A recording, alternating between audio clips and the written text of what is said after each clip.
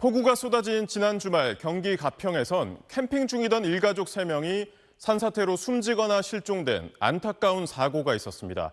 이런 산속에 있는 캠핑장은 극한호우와 산사태에 취약할 수밖에 없는데요. 저희 취재진이 사고가 난 지역의 캠핑장을 둘러보니 산사태에 대비한 시설은 마련돼 있지 않았고 당국의 관리도 부실했습니다. 김진우 기자의 현장 취재입니다.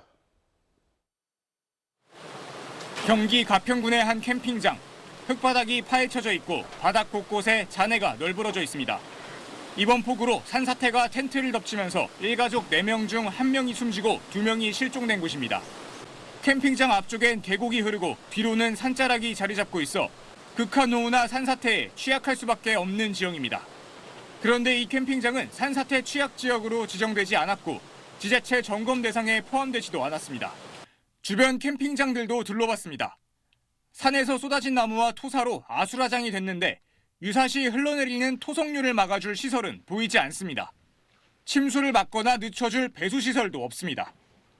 물이 빠져나가지 못한 캠핑장 바닥은 마치 개울처럼 변했습니다.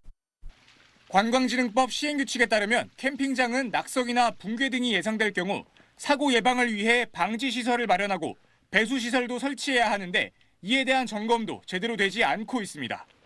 지자체 점검 인력이 턱없이 부족하기 때문입니다.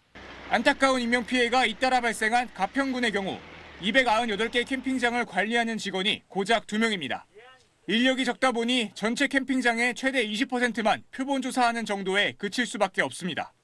여기에 어떤 시설로 토사를 막을 수 있고 배수시설 규모는 어떻게 되어야 하는지 등 구체적인 시행규칙이 없다는 것도 문제입니다.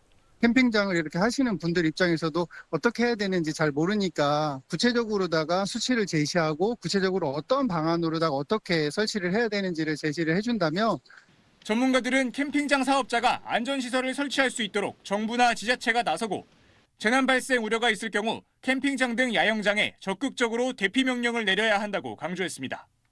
악천 후에 환불을 거부하는 캠핑장들도 도마에 올랐습니다. 일부 캠핑장들의 경우 강풍이나 폭우에 대한 기준이 없거나 소비자에게 불합리하게 위약금을 부과하기 때문입니다. 최근 5년간 한국소비자원에 접수된 캠핑장 계약 취소 사건 가운데 기상변화나 천재지변으로 인한 분쟁이 3건 중 1건꼴로 가장 많았습니다. SBS 김진우입니다. 안녕하세요. SBS 사공성근입니다. 더 많은 기사와 라이브 이벤트까지 받아보시려면 오른쪽에 보이는 구독 버튼 꾹 눌러주시면 됩니다. 또 저희 뉴스 앱 다운로드하시면 실시간 뉴스 속보도 빠르게 확인하실 수 있습니다. 저희는 항상 더 나은 콘텐츠로 보답하겠습니다. 고맙습니다.